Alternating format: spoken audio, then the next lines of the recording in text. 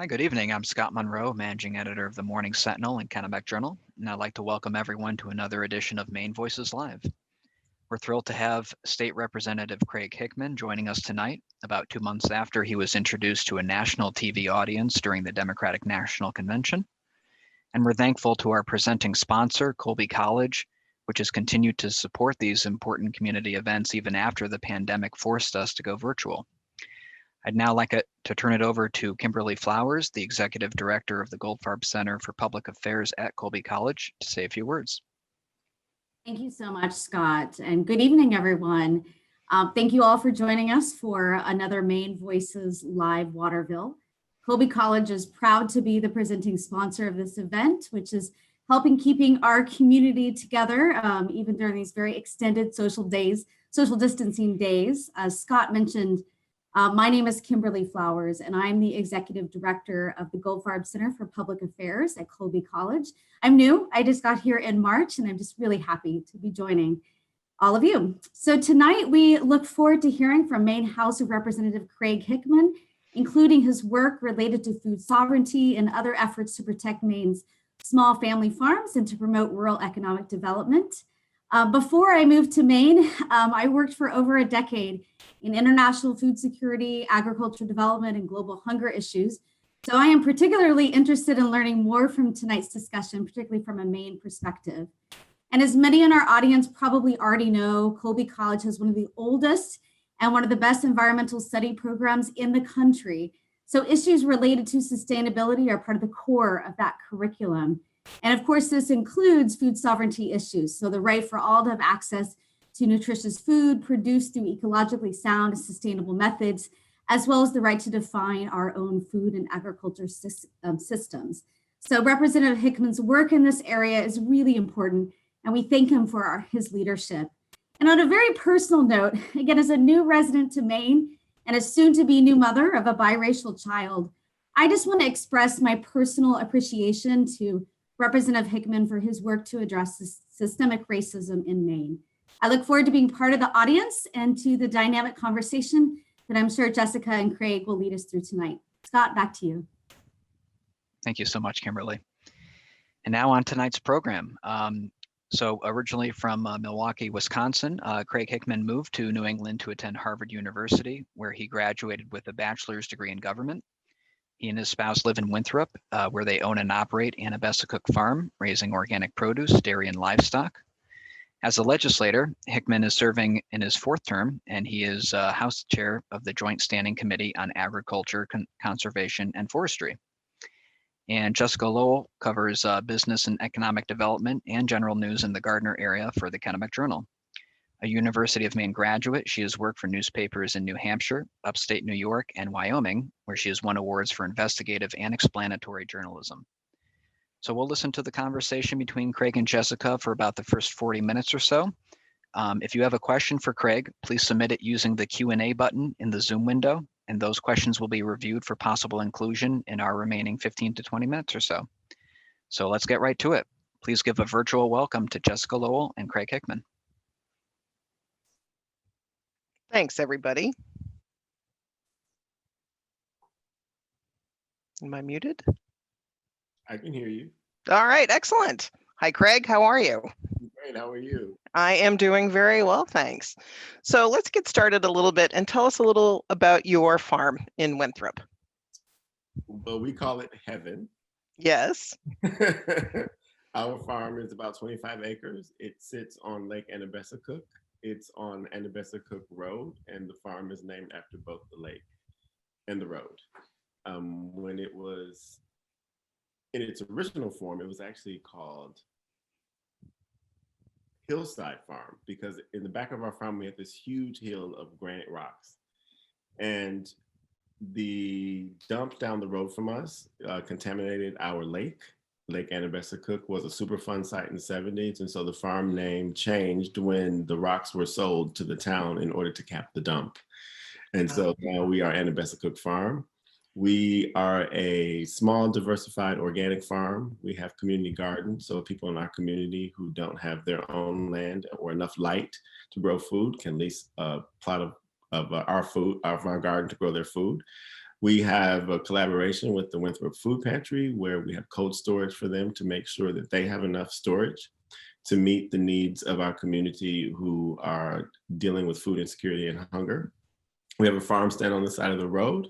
We raise goats, we raise chickens for both eggs and for meat. And I grow as many things as I can grow in this northern New England climate, including sweet potatoes and okra and watermelon. Well, I was going to ask you, I understand you had plans to harvest some okra in August and some other things interrupted perhaps your okra harvesting time. As many might know, Representative Hickman was featured in the Democratic National Convention as delivering the votes for Maine. You had a brief 30 seconds in the national spotlight. How did that come about? Serendipity, I think. The executive director of the Maine Democratic Party called me and asked me if I would be interested in casting the votes. I was elected by the state delegation to be a Joe Biden delegate to the Democratic National Convention.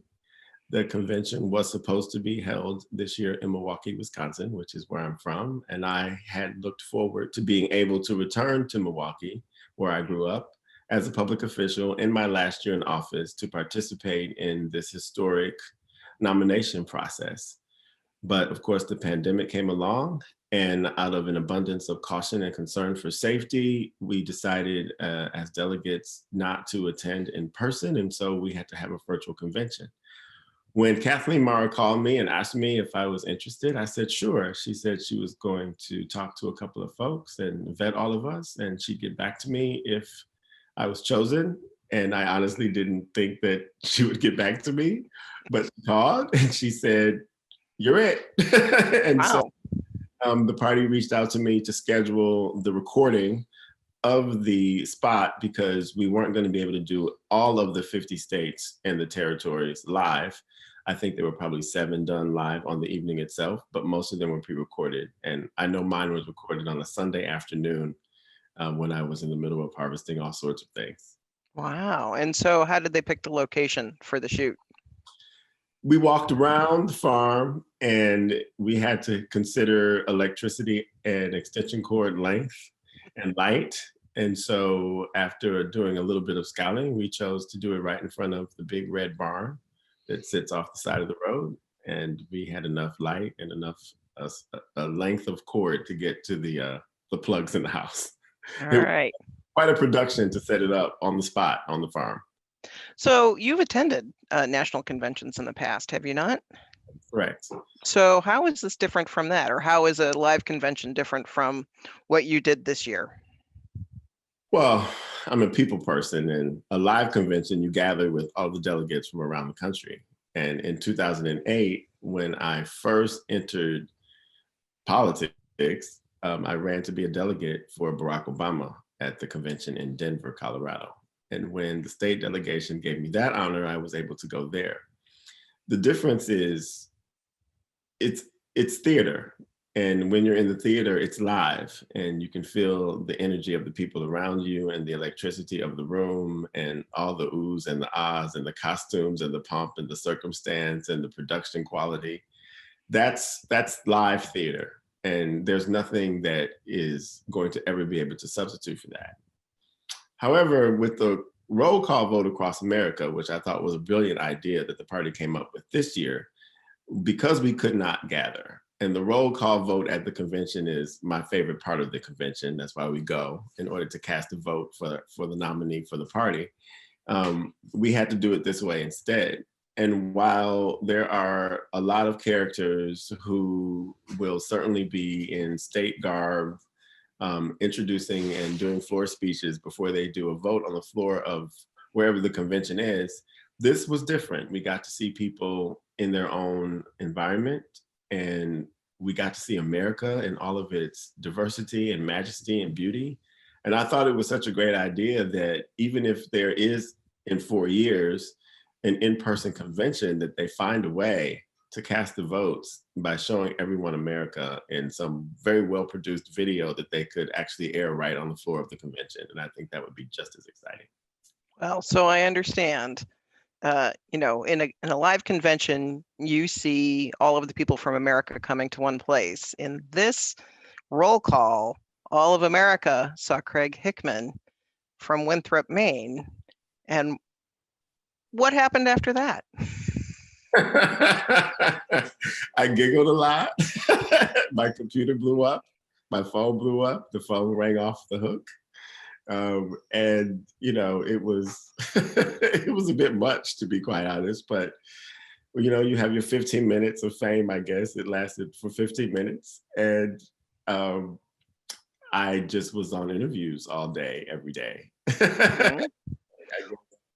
Well, so I understand. Oh, sorry, go ahead. I don't think that people were thinking that they would see my face representing Maine, and I think that that's what happened.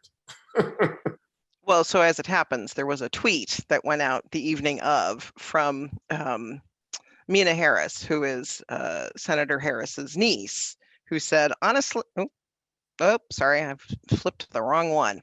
But she was quite surprised and didn't know who you were. And that unleashed a torrent of Twitter reaction with 24,000 likes and 400 comments and 1,000 retweets. Now, you're not much of a Twitter guy, are you, Craig? Not really. I did it when I was a tennis blogger, and I would live call tennis matches on my Twitter profile, which is why I got the profile in the first place.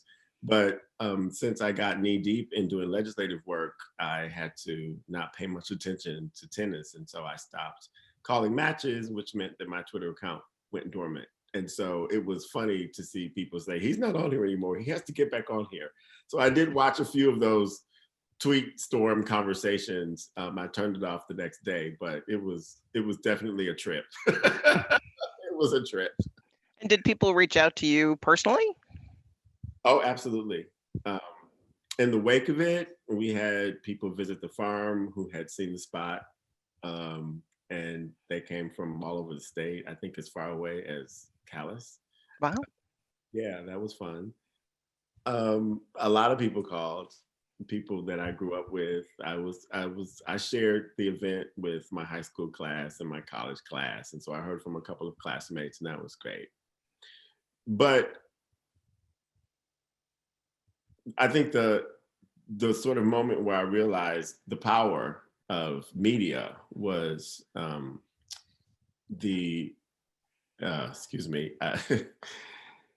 mother of my best friend in elementary school, who passed away in the 3rd grade. She saw the spot and she called several times, and I didn't get the call at first. And my husband kept saying, you're getting a call. There's a woman who keeps calling you. And when I saw her name on the caller ID, I kind of went, could that be true? And I called her back, and it was in fact true. So the mother of my best friend from the 3rd grade, who passed away in the 3rd grade, who I have not seen or spoken to in decades, found me. She was called me to say that she was proud of me, and I haven't seen her in so long. She didn't know that my mother and father she knew my father had passed because he passed in 2007, but she didn't know my mother had passed in 2015. So that experience brought about this sort of connection to my roots in a way that took me, it kind of caught me by surprise. And we will be in touch, she and I, going forward. Excellent. That was the blessing of the whole thing. That's excellent. That's excellent. So tell me, in your in the briefing that you gave, you talked about, living the dream and having your farm, and how is having this farm and working on the issues that you work on in the legislature important to you and important to other people in the state? Everybody who wants to live needs to eat. And so my father grew a garden in our backyard every year, and we didn't have a lot, but we certainly made do with what we had. And he taught me how to grow food and how to put food up. My mother was a great cook, She taught me how to feed people. She was a very generous spirit. She didn't want anyone in our community going hungry. So for most of her life, she made sure our house was welcome to throwaway girls who had nowhere else to go, who just needed a port in a storm, and she would feed them. And as young as 3.5 years old, I saw her do that. And so that stuck with me. And when we found this farm, serendipity brought us here. We weren't sure exactly what we were going to do other than run it as a bed and breakfast. But in 2009, 2 years after my father passed away, and I sort of came up from this depression after his loss, I saw an apparition of him walk into our house. And I told my husband that we were going to be farmers. And he laughed and he said, "You can't." And I said, "Oh, really? Watch." So 6 months later, we had a farm stand on the side of the road. And ever since then, it's just become a part of the community. The farm was always a part of this community. It's probably had 4 or 5 owners, us included. It was on the Underground Railroad back in the day. There was a farm stand out front made of logs. And I guess the neighbors say that sweet corn and wild raspberries were sold. And so we decided to just fit right in, and the community embraced us and it adopted us as its very own. And of course, the people somewhere along the way gave me the honor of electing me to office to serve them. And for that, I will always pinch myself. But we live off the land and we try to be as self-sufficient as we can be. And we want to make sure that our community is fed and that people have access to healthy, nutrient-dense food produced locally.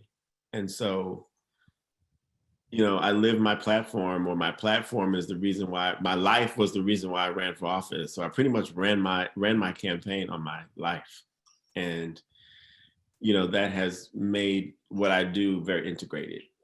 So the work that drove me to compel me to run for office is the work that I wanted to do when I got there. And so I wanted to make sure that we could codify in statute a recognition of people's ability in their local communities to determine their own food systems. That has been quite a success. The movement was there at the local level. I stumbled upon it. It embraced me. I embraced it. And now there's more than 80 towns in Maine that have decided that they can determine their own food system. Then this past session, I wanted to fulfill a goal to encourage our state government and people at the ground level in our communities to come together, to come up with a strategic plan to end hunger in Maine by 2030. And that bill finally passed, and it was signed into law by Governor Mills. And I appreciated that very much. And that process is now more important than ever, given the pandemic and what it has done to all sorts of families who are struggling to make ends meet even more. And there's a lot of uncertainty, but like I said, everybody who wants to live needs to eat. So we have to make sure during this pandemic in particular that people have access to food. So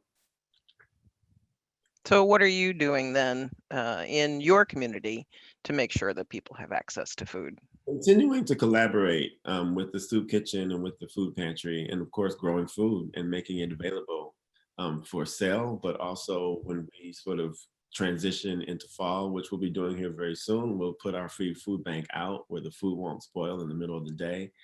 And we'll just leave it there. And there'll be a sign on it that says it's free. And if anyone needs it, that it will be there for them, no strings attached and no questions asked. We've been doing that for as long as we've had a farm, and we'll do that for as long as we have a farm. So I walk my talk to the extent that I can, and we have been extremely blessed to be able to do this for our community. Excellent. Now, you use the term food systems. When you say towns have determined their food system, what do you mean by that? It means that if they have a grassroots movement in their town where they want to be able to promote rural economic resilience around food, if they want to be able to encourage people to grow and produce food and to start a business by selling food to their neighbors without unnecessarily unnecessarily burdensome government regulations for the kinds of transactions we're talking about, which are just me to thee face-to-face transactions. If the people in the community believe that they can do that for themselves, then they will get together and they will write an ordinance and they will pass an ordinance, and the state shall recognize those ordinances because that's what the law says. And so it's going back in order to go forward.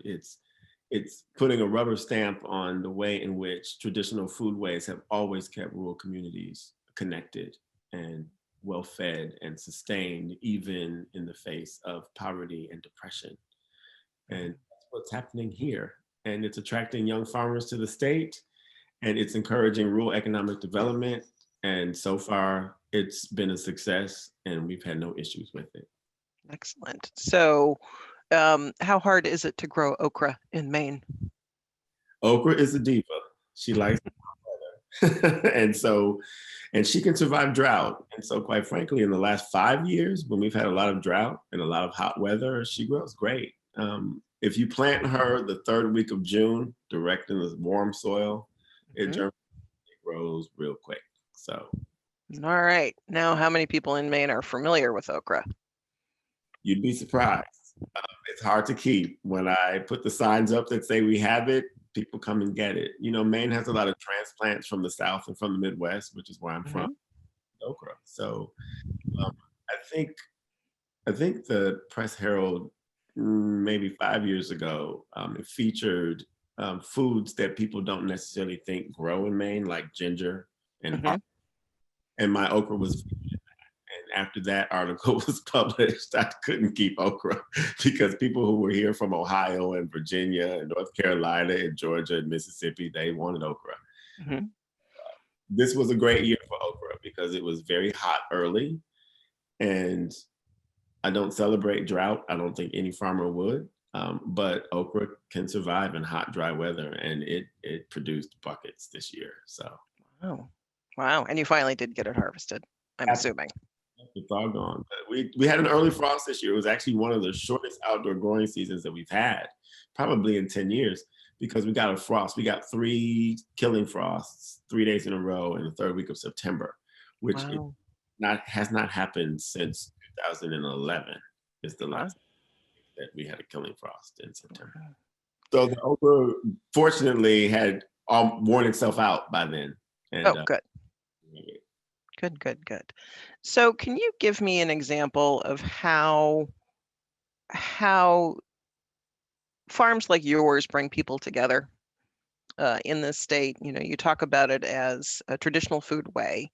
And I think looking back when we had a more rural population, a more heavily rural population across the country, people did end up growing much of what they ate and for subsistence and to share. And so how does that work out now with creating a connected community, whether it's sharing advice on what to grow or how to grow, or reaching out to people who want to buy it or need it in another way? How do you make that community? It's pretty organic. I mean, in some ways, farms are community. Maine obviously has a rural tradition, an agricultural tradition. We've had lots of granges in the state. People come together for barbecues and community events around food and bean hoe suppers and lobster bakes and whatever, people will gather around food. And if you have a farm in a community that isn't necessarily supporting large industrial agriculture, where it's just producing a commodity for a system that we can't always see, you're going to definitely have people come together around the farm in a community. No farmer likes to waste food. And so whatever does not sell or go to market will certainly be available to the community to eat, whether it's at the farm or at a like I said, a community supper of some kind, through a grange or through some other civic organization. So here in Winthrop, I mean, it was natural to fit into the Rotary Club that did a lot of feeding events. And I cooked a lot for the Winthrop Hot Meal Kitchen, which certainly is there to provide a good meal and fellowship to the people who need it every single day of the week while school is in session and sometimes in the summer. When I fit in here because feeding people in community settings is the way I grew up and how I was raised. And so farms, small farms in particular, I believe are the solution to some really big problems. And we all have our black screens, our black mirrors. We're sitting here in front of a mirror now, talking to each other because we have to. This is the way that we stay socially connected, but this is no substitute for real human to human interaction. And I know a lot of us miss that now and crave it, and we can only get it in small doses, and we have to be careful and distanced and masked and everything else. But here in Winthrop, which is a strong community where people look out for each other and want to make sure that no one goes without the basic necessities, food and feeding people and having community gatherings around food and church suppers, it's just what we do. And so the farm fits into a community that was already well knit for this. And we aren't the first farmers who farmed here. We are the farmers who are doing it now. I love that our community has embraced us. They call this place the farm. And it's when you know that you live in a state where people value, for lack of a better word, nativism, it's almost a dream come true that they would accept people from somewhere else who fit right in so well. And that's why I call it living the dream, because I still have friends from home, from college, who just can't imagine why I would feel so comfortable in a place like this, far up in the Northeast. It's the whitest state in the country, tied with Vermont still. And, you have to be here to understand what it's like to live here. People are live and let live. They don't care too much about all the superficial things of who you love and how you walk or talk. They only care about what you do. And here, taking care of each other and having each other's backs and building a strong community, that's what we do. That's what we stand for. And there is no substitute for that. And so I'm grateful to be a part of it. So when you started with the farm, you must have had some ideas about how it would go. And now that you are some years into this, what was the biggest surprise for you? I mean, what was the biggest misconception that got punctured by reality? I don't know that I thought that I knew how this was going to go. I would say, well, I just wanted to do it, and I had faith that it would go well.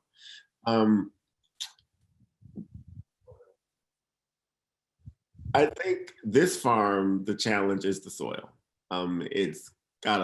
There's different soil on both sides of the road. Our farm is on both sides of the road that our farm is on. It's sandy, it's clay, it's a lot. And so I had to learn how to build soil. And people call it dirt, I call it soil. And soil is, if you build good soil, you grow good food. It's really simple. And so I think that the biggest learning experience I've had is being able to understand the ecology of the soil and making sure that it is as healthy as it can possibly be. I've also been impressed, again, by the way in which people in this community and from around will come to the farm just to get something, even if they get most of their food somewhere else. Like our eggs, our biggest seller. It's the first thing we ever sold. It's still our biggest seller. I had no idea that we could raise eggs as good as they are. And so our customers called them magic. And I would say they've been a really big surprise for us, because we don't think we do anything special with our chickens. We think that the farm has so much great energy that it produces these amazing eggs that disappear really quickly when you purchase them, because you can't stop eating them. So, it's all of the surprises are good ones. And we like challenges and we meet them. But I would say that I've learned more about how to mitigate and navigate really unexpected and unpredictable things. The weather is completely unpredictable. The wind here is, sometimes I think we still live on a prairie in Wisconsin because it rips through here. We have microclimates now. One part of the summer, it feels like we're in the tropics, and another part, it feels like we're in the desert. And so climate change has been a challenge for sure that farmers have had to adapt to and be creative around, because it's real. And anybody that doesn't think it's real has never grown food anywhere in the world. Well, and it's been as you say, it's been an interesting year with the drought and the early frost. Every year, I think, provides challenges to you. Knowing what you know now, where do you think you're going to be in 5 years with the farm?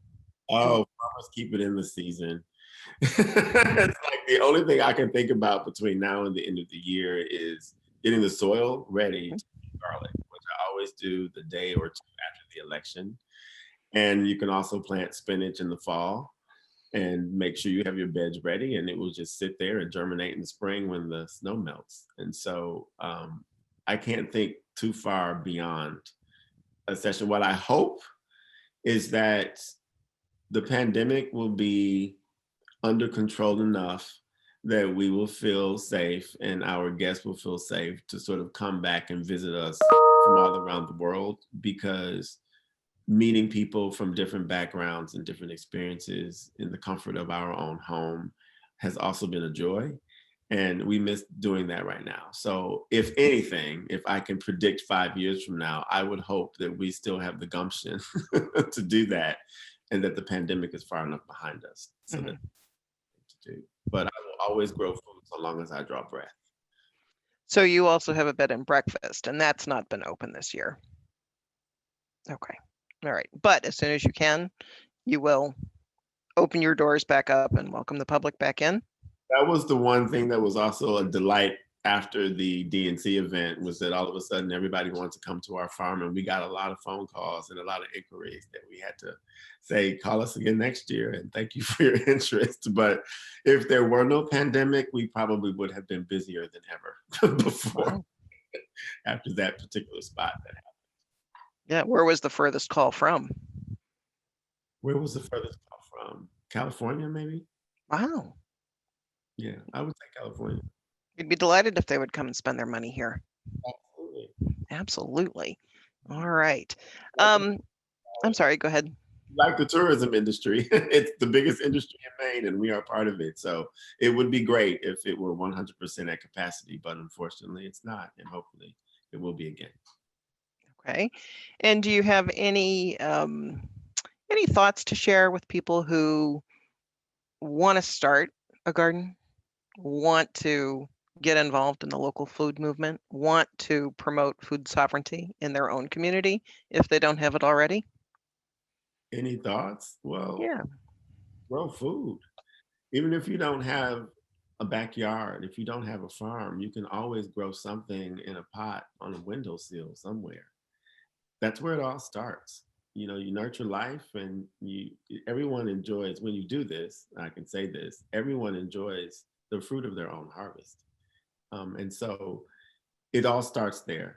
And, you know, learn from others. The food you grow for yourself is going to be healthier. You know what you put in the soil, it's going to be fresher. And so I've got a cousin in Connecticut who was as proud as she could possibly be of the garden that she grew for herself this year. She called me all throughout the year to ask questions, and she showed me pictures of her success, and she wanted to know like what to do about a bug on this or that or the other. And so it creates, again, a connection that you have with your family and with your neighbors and with your friends and with your community. Everybody has to eat. And when we can produce our own food and talk about it with each other and share tricks about how to grow this and how to put that up and how to preserve something in a way that people don't preserve anymore. Those are the kinds of things that keep us grounded and what's real, and show that we can come together and not be so divided, because we all need to eat. And if we can take part in some production of our own food, even on a small scale, we should do it. So then let me ask you this, as you wrap up your career as a legislator, how has the work you've done on the farm helped with supporting and promoting legislation that you have backed and getting that passed? You have to negotiate with a lot of things on a farm to get good food. You have to negotiate with a lot of forces in the legislature to get good results there as well. And so I think that farming actually helped me in my work in the legislature, and my work in the legislature will certainly help me in my work as a farmer and whatever else that I do going forward. So I just live my life. I haven't really had to change much to do the things that are in front of me. God has given me talents and gifts, and if I don't use them, I lose them. And so I've been afforded these opportunities and these blessings, and I'm really happy that they inform each other, and that whatever I can do to make the world better off, better than I left it, that's what I'm going to do. Excellent. Excellent. Well, I think we have some questions. Some folks have submitted some questions here, and let's see if I can get to them. A gentleman, I'm assuming, I don't want to assume, Young Han says you've done a huge amount of work on agricultural issues in the legislature, and that includes cannabis, both hemp and marijuana. Can you talk about Maine's liberalization and whether that has made us more resilient as a state? The question was about legalization of cannabis? Well, let's see. Now I've lost my question.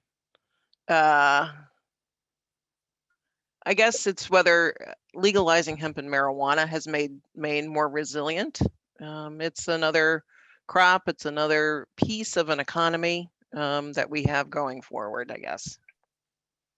I think that these are agricultural products that are now legal in Maine to grow and to produce into value-added products. And anytime we can derive an economy from something that grows in the soil, it's going to be good for us, because this is an agricultural community, and it's a traditional heritage industry. And so even though there's a lot of controversy in some people's minds about hemp and or cannabis, the people of the state have given us the opportunity for farmers to expand their business operations and to add these crops into their business model. And I think that it can only help if we can ensure that all of our markets remain primarily targeted toward local owners of these businesses, and not allow corporations to just come in and take over the whole market from the start. Mm-hmm. And how is the, have you been paying attention to how the launch has been going since October 9th? I've been a little busy. We have just seen the long lines of the stores that have opened in the southern parts of the state. So that's about most of what my focus has been. But I hope it goes well. And again, I hope that the spirit of the law that the people passed is what is honored most. And so that's what we hope for. Okay. Let's see. I have a question from Charles Nero. Craig, do you have further political ambitions? I'm not the most ambitious person on the planet. I think that doors open or opportunities arise. I am as much an advocate for the right to vote as I am for the right to food. And the only thing that I would try to do in the coming months is see if I can convince my colleagues to nominate me for Secretary of State. But you know, I don't have any delusions about that. I will try, and we'll see what happens. Other than that, no, I don't have any goals or any ambitions. We will just see what happens next. This first job, I never thought I would ever do. But I became a farmer, and that compelled me to become a legislator so that I could do with food policy in a way that, you know, Toni Morrison, one of my favorite American authors, says that she writes the books that she wants to read. And so when I decided to run for office, I wanted to make sure that I could be at the table to try to create the policies that I wanted. for not just our farm, but for small farmers, period. So doors will open and we'll walk right through them. Excellent, excellent. We have a question here. Do you compost and recycle sustainably? To the extent possible. We waste nothing. Reducing food waste is as much a part of ending hunger and protecting our climate and our environment as is anything else. And so the rule of thumb here is humans first, animals second, the soil third. So we waste nothing. And as far as everything else, I mean, yes, there is some plastic on the farm, I won't lie. And we do use electricity. We don't have solar panels at this point.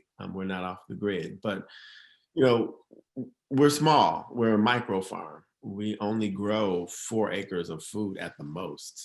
And the ecological balance here with the animals that we raise and the compost that we use goes right back into the soil to grow the good corn and everything else. So we try to keep the loop closed to the extent possible. And we're working on doing a better job at that moving forward. Okay, well, we have a question from Allison Carter, who's probably got a question that many people have. What would you recommend to a person with very bad luck growing food, herbs, and plants? And would you consider hosting a series of classes? What would I recommend? Well, I would say find a really good farmer in your community who can grow food for you. And you might even learn something if it's the kind of farmer that will share. Would I ever host classes? I feel like every time someone's on my farm and I give them a tour, I'm hosting a class. If I'm doing it more formally in the future, that's entirely possible. But right now, you know, you have to come to the farm and I'll walk you around and we'll have a conversation about what we do and how we do it and why. And if that turns into more, it can. But you know, I don't have any intention anytime soon of hosting any formal classes. No. Well, you know, Zoom makes many things possible these days. Maybe I'll have a podcast or something. Oh, well, there's an idea.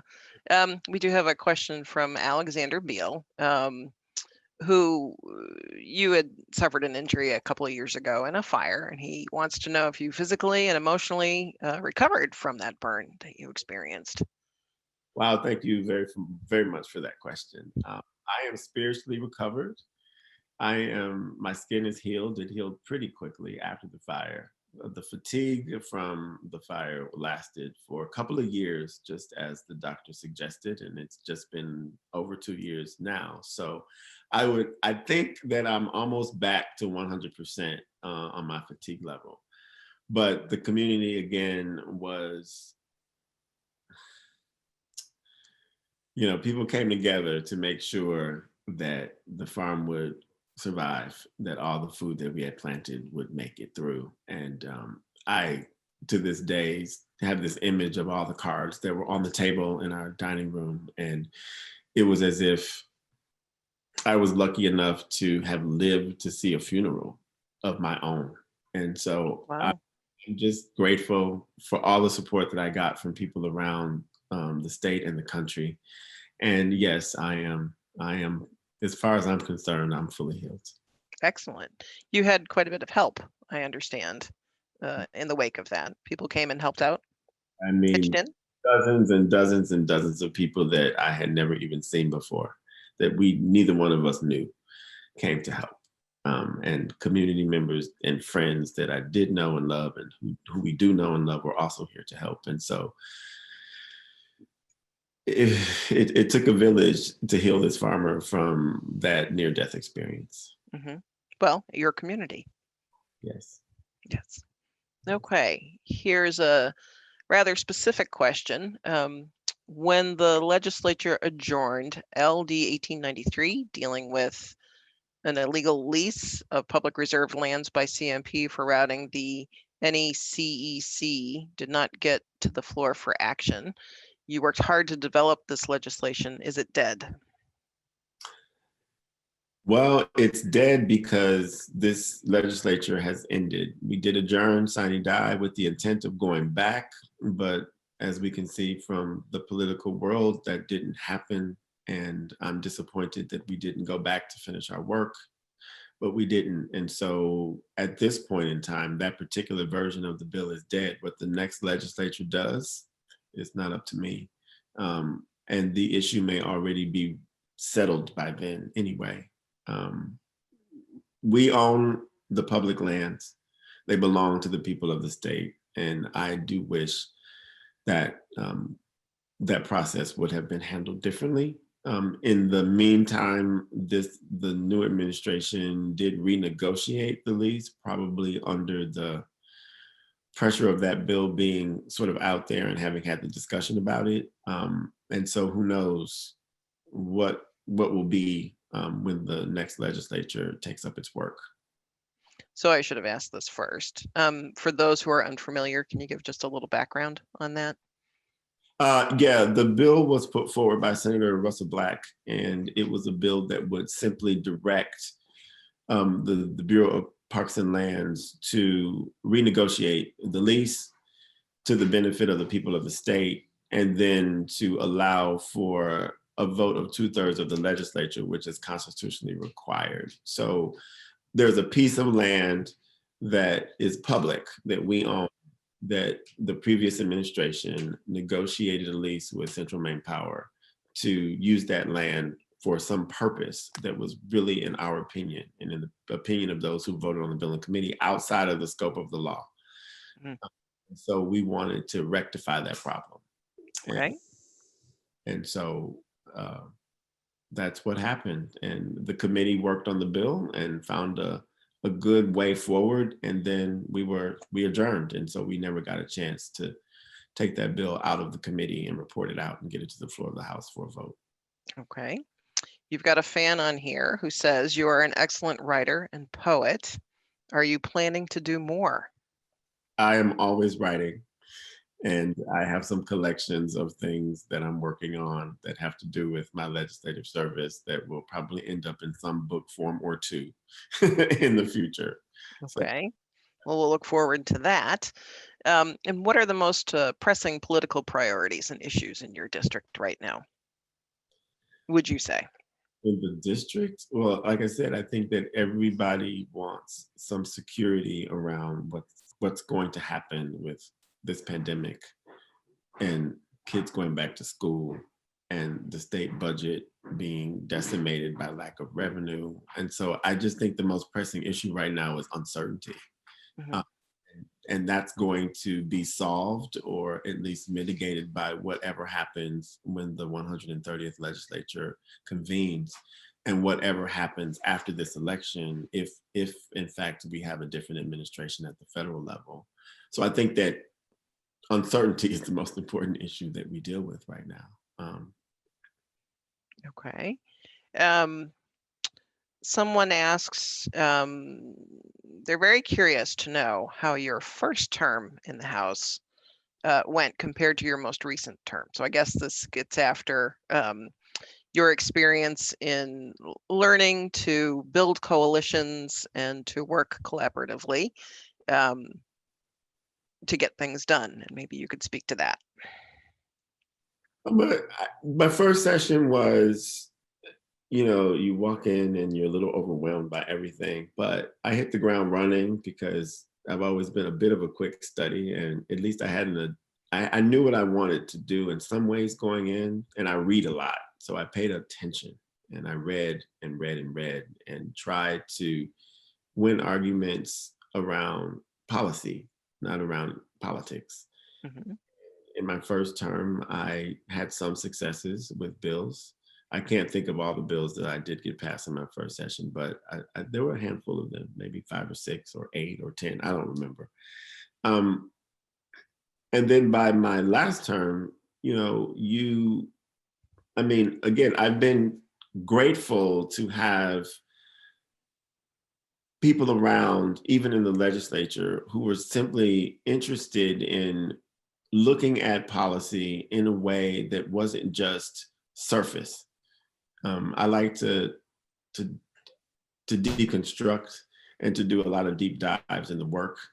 And I think that when you are able to talk to folks and get to a place where you can find common ground on something, It creates for good faith relationships. I wasn't the biggest hyper partisan in the world. I never really framed the other side as the other side. I just worked with lawmakers who were all there to do the best that they could for their districts and for the people of the state. And even when I disagreed with folks about how to do that, I never let that be personal.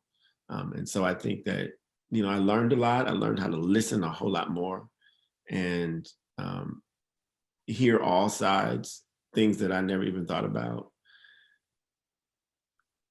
Piecing together, where you hear people, I'm an artist, and when you draw, you have to outline and sketch before you fill in everything.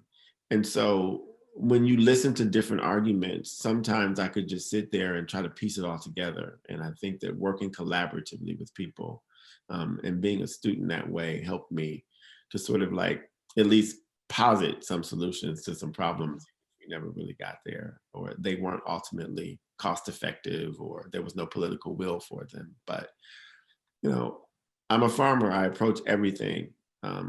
You have to see the forest and the trees. And I think that by the fourth term, I was more comfortable with the process of getting work done, that it could, that the relationships that you develop, they all click in and they work together. And so I'm really grateful for the ability to be able to do that and to have people respect and trust that I was always a player who played fair. Mhm. So I know that advice is, something that everybody loves to give and everybody hates to get. So in this case, it would be you giving the advice. There will be a new crop of legislators coming in to Augusta when the next term convenes, whenever that is. What would be the most valuable piece of advice that you could give them? Read everything more than once and keep your conscience clear. Mm-hmm. And always tell the truth. Okay, excellent. So you do have a couple of fans who would like you to continue as a political leader. I know we've discussed that. You will let it take shape as it will. And I don't know if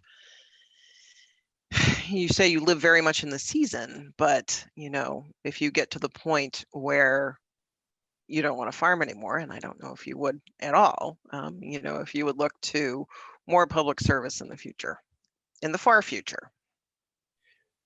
I enjoy public service. My father raised us to be active members of our community, and it's an honor and a privilege to have the responsibility of being the voice and the vote of people other than yourself that are beyond you, that you are there representing and fighting for. And so I will never say never. I don't have any, like I say, plans to run for anything beyond trying to get the nomination for Secretary of State in these next few weeks.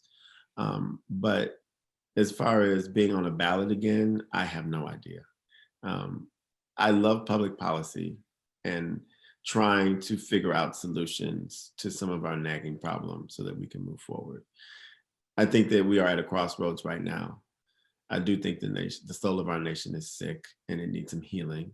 And we are obviously in the middle of an election that can break us, or it can rescue us from chaos and the possibility of tyranny, if not outright authoritarianism. And I think that with democracy on the ballot as it is right now, the most important thing that we all have to do is right in front of us. And so whatever I do in the future depends on what happens right now. And so we all, no matter who we want to be in office at any level or stay in office at any level, I just want all of us to vote, period. Okay. Well, I was going to say, not all public service is elected public service. Correct. So there are still opportunities to participate and promote conversations outside the elected process. Correct. Okay. We've got a couple of last questions here. How do you feel about term limits? I'm ambiguous about them. I think that they're undemocratic because the voters should be able to decide who they want to represent them. But I also know that with the way the machinery of politics works, it's once you become an incumbent, it can be very hard to ever get removed from office by the voters because you're the familiar thing. And sometimes that can crowd space for others who want to provide fresh perspective and also be public servants. And so, every year someone puts in a bill to end term limits, and every year it never gets out of committee. Well, I guess folks have the ability to decide for themselves whether they want to continue to run or not in that capacity. Excellent. All right. So with the weather as it is, going into winter, you'll plant your garlic, you will plant your spinach, and then what do you look forward to in the spring? A new beginning, and it will be 2021. And I again hope that we all are healthy and safe and get through the winter and the cold and the snow, which I love as much as I like spring and summer and fall. I love all the seasons. And so, I just hope that we are better than we are and that we all have enough hope to move forward. Our country is, the effects of this pandemic, we just don't know how deep they will be and how much we will have to recover from because it's an ongoing crisis. And so it's hard to know where we'll be in the spring, but I pray and I do have hope that we will be in a good place because we will have showed ourselves what we have consented to as the governed, and that will be democracy and equality and decency and respect for each other, and most importantly, community and family. So excellent. I'll just do another quick look and see if we've missed anything else here. I want to thank everybody who took the time to take part with us this evening and who submitted a question. In some cases, they were similar, so I grouped them together. Let's see, we did that one. Well, I just want to thank you, and I thank the Morning Sentinel and thank Kobe College for hosting this and inviting me to be a part of it. Like I said, I wasn't sure why I said yes. This is probably the first interview I've ever done in this format for this long. So I figured well, me too. Try it once. See how it goes. Well, thank you for your patience and your time, Representative Hickman. We really appreciate that you could join us this evening. I want to say thank you to everybody else out there who joined us, and I wish you a good night.